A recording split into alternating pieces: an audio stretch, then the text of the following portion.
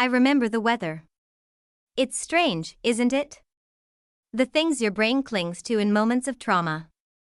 It was raining, soft, persistent rain, the kind that streaks across your windshield like tears you didn't know you were holding back. I had just finished a double shift. My legs ached. My eyes burned. My boss had asked me to cover for someone again, and, like always, I said yes.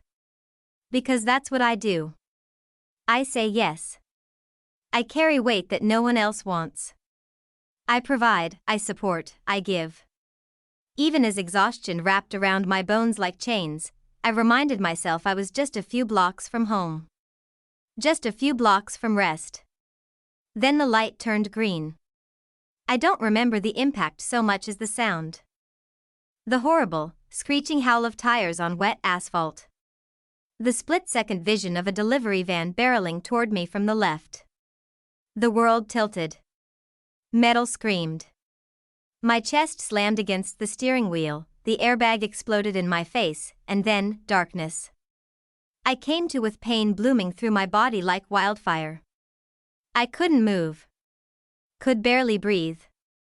I heard shouting. Sirens. A paramedic's voice trying to keep me conscious. Ma'am, stay with me. We've got you. Just stay awake, okay? I wanted to tell him I was trying, but all I could do was blink through the blood dripping into my eyes. Everything after that came in fragments. The hospital lights. Nurses rushing around. The sterile smell of antiseptic. My blood-soaked clothes being cut away. A voice confirming I had a fractured femur, 3 broken ribs, a concussion, and a lacerated spleen. I hovered on the edge of consciousness, pain and panic battling for control. I wanted comfort. I wanted family. So I asked the nurse, and I still remember how small my voice sounded. Did anyone call? My parents? She glanced at my chart and shook her head. Not yet, sweetie. I told myself they just hadn't heard yet. That maybe the hospital hadn't contacted them. That they'd walk through the doors at any moment, shocked and horrified. They didn't. 2 days after the crash, I was sitting in bed with an oxygen tube in my nose and bruises painting my arms like dark fingerprints of death. I could barely sit up without assistance.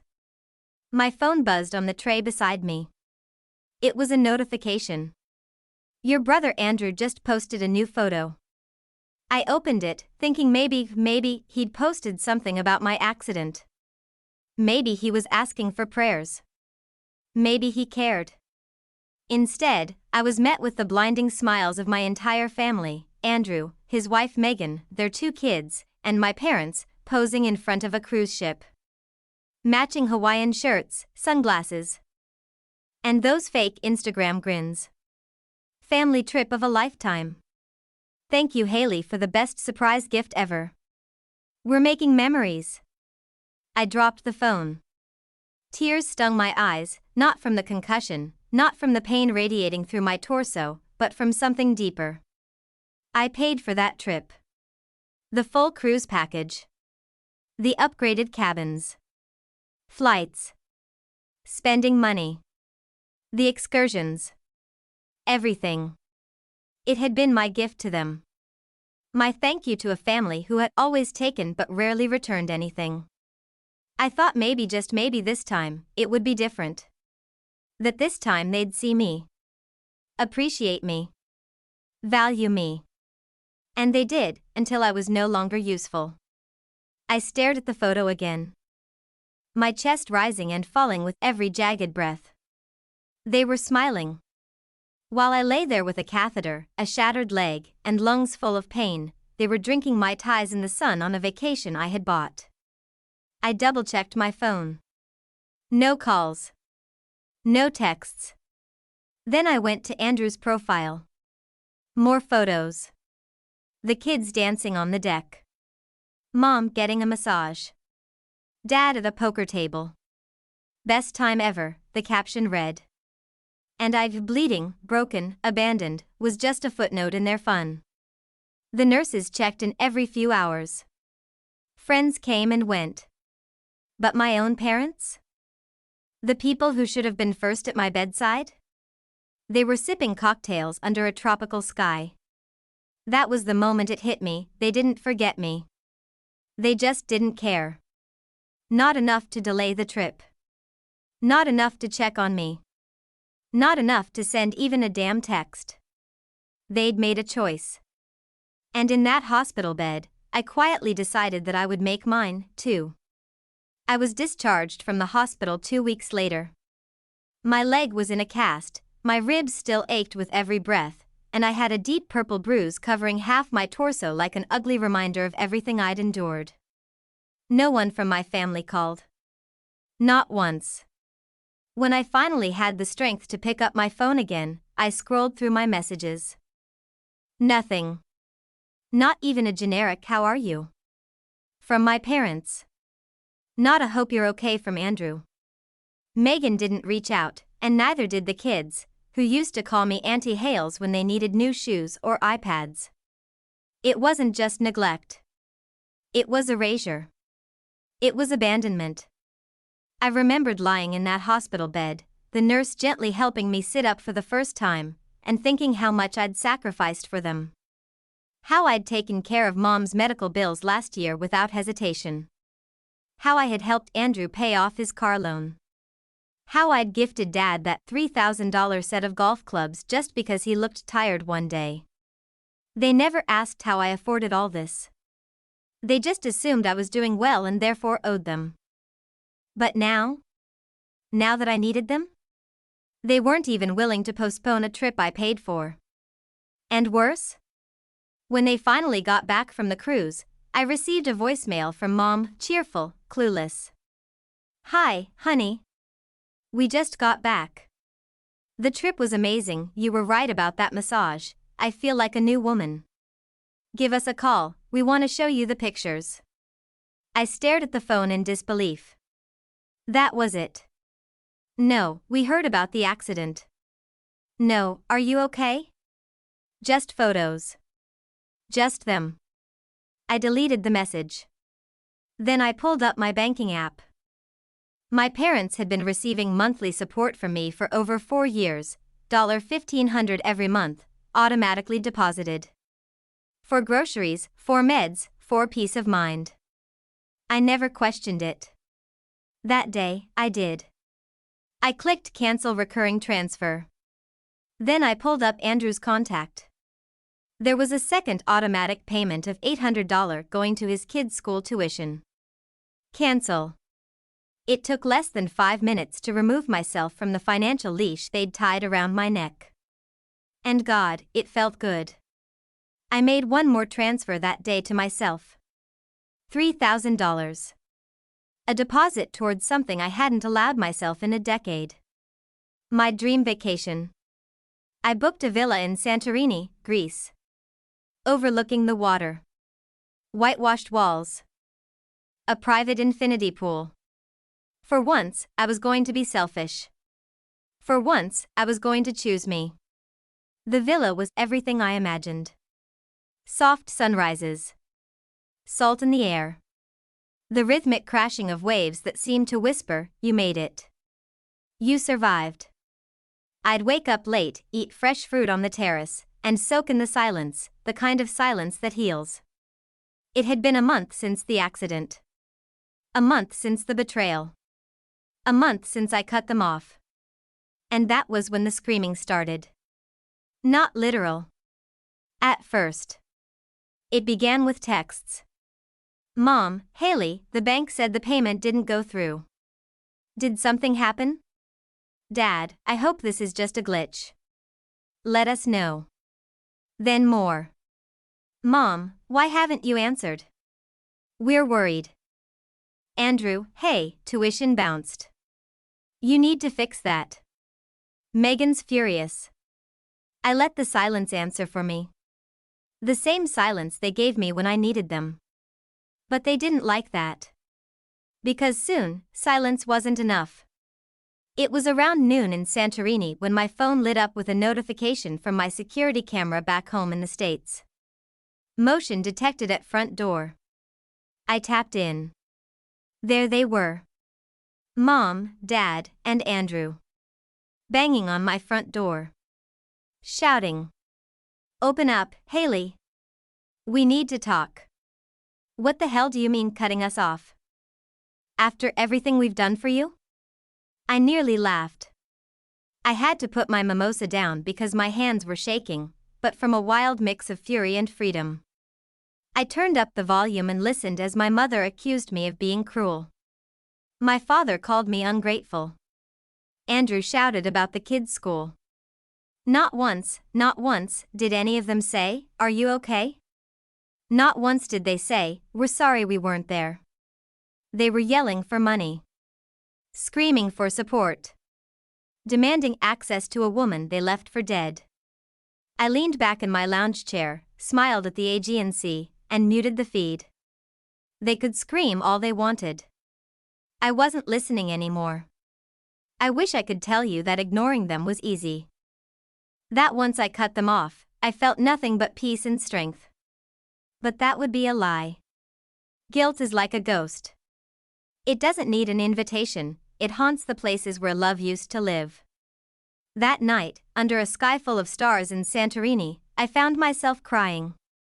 Not because I regretted cutting them off, but because I had spent so long believing their love was conditional, but hoping, desperately, that it wasn't. All I had ever wanted was to be valued, not for what I could give, but for who I was. But that had never been the case. Even when I was a child, Andrew was the favorite. The golden boy. I was the dependable one. The backup plan. The wallet. The emotional sponge. I was expected to understand when they forgot my birthdays. When they left me out of family photos, when they praised my brother for doing the bare minimum but said nothing when I graduated with honors. So I gave. I thought love could be earned. Bought. Maintained like a subscription. It took a car crash and a hospital bed for me to see that all I ever was to them was a convenient resource. Not a daughter.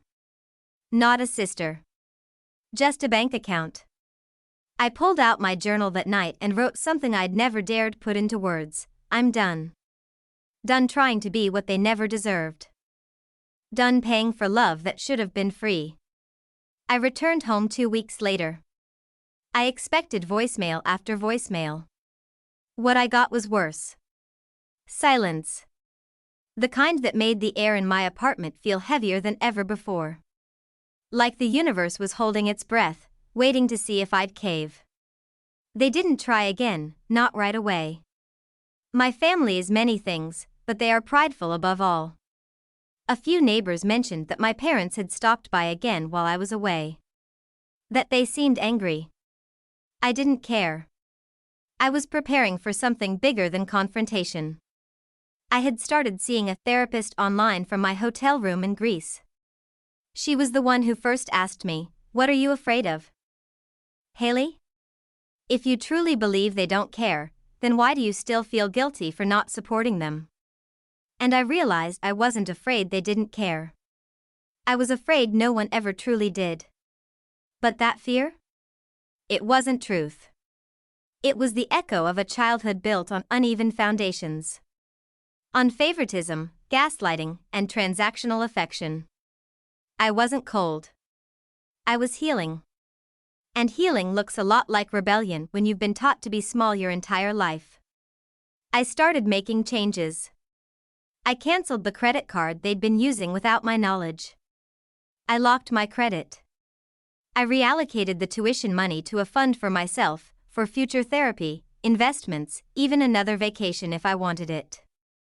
And when Andrew finally emailed me, not called, not visited, but emailed, to say, "We need to talk. You're acting irrational and punishing the family for no reason." I replied with just one sentence, "You punished me with your silence in the hospital. This is just me finally listening." I didn't hit send immediately. I stared at that line for a long time. I knew it would sting. But it was the truth. And truth, I've learned, is not cruelty. It's clarity. So I sent it. And then I turned off my notifications and took a walk in the sun. 2 weeks after I sent the email to Andrew, they came again. This time, I was home. I heard the knock before I saw them, relentless, sharp, like they were owed something. I didn't open the door right away. I stood behind it, watching the camera feed on my phone. There they were. Mom. Dad. Andrew. No Megan this time. Probably too embarrassed. Or too smart. Haley, Dad barked, pounding the door with his fist. We're done playing this game. Open the door. Game. That's what he called it. To him, my boundaries were a tantrum. My silence was a ploy. Haley, we're worried about you, Mom said in that falsely sweet voice that made me nauseous. Why are you doing this to us? That made me laugh. Really laugh. Loud enough for them to hear. I opened the door slowly. There was a moment of stunned silence. I had expected screaming. Accusations. Manipulation. What I didn't expect was how tired they looked. Not from aging, but from entitlement being denied. Hi, I said, my voice calm. You're not coming in. But we can talk. Briefly. Mom's face twitched. She wasn't used to not being in control. Why are you acting like this? Andrew asked. You're being cold. Disrespectful. You owe Mom and Dad, that was enough. No, I interrupted. I don't owe anyone anything. Especially not the people who left me in a hospital bed to die while they sipped cocktails on a cruise I paid for. Their faces changed. They didn't deny it. They didn't apologize either. Dad cleared his throat. That trip was important. We didn't think it was that serious. I nodded slowly. That's the problem. You never think I'm serious. My pain is never serious. My sacrifices? Expected. My boundaries? Offensive. And I've had enough. Mom tried to reach for my arm. I stepped back. You can call me selfish. You can tell the neighbors I'm heartless. But I'm done being your retirement plan. Your emergency fund. Your guilt-free ATM. They didn't say a word. I gave them a tight smile. This was the last time I'll open this door for you. If you ever show up again, I'll call the police. Haley, my father began. I'm not your daughter anymore, I said, soft but firm. You made that choice when you chose a vacation over my life. And then I shut the door. They didn't knock again. 6 months later, I stood on a beach in Thailand, my toes in the sand, a notebook in one hand and a coconut drink in the other. I had finally quit my job, the high-paying, soul-draining role that kept me close to family out of obligation. I took freelance work. I wrote. I traveled. I lived my life. Some nights, I still felt a dull ache. A shadow of a voice whispering, what if they need you?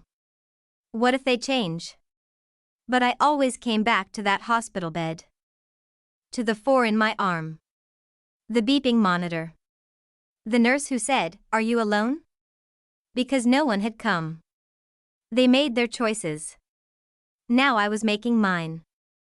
One evening, I received a message from an unknown number. Just so you know, Andrew had to sell his car. The kids switched schools. Mom and Dad are struggling. Hope you're happy.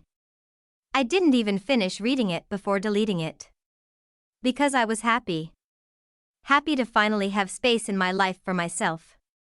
Happy to walk without dragging the weight of their expectations behind me. Happy to know that my love, when given freely, is powerful. But when demanded, it's poison. I ended that trip with a tattoo small, on my ribcage, just under where I was bruised in the accident. One word, enough. Because I am. Because I've done. Because I don't owe anymore. This was not revenge. This was rebirth. And freedom? It tastes just like salt water in sunrise.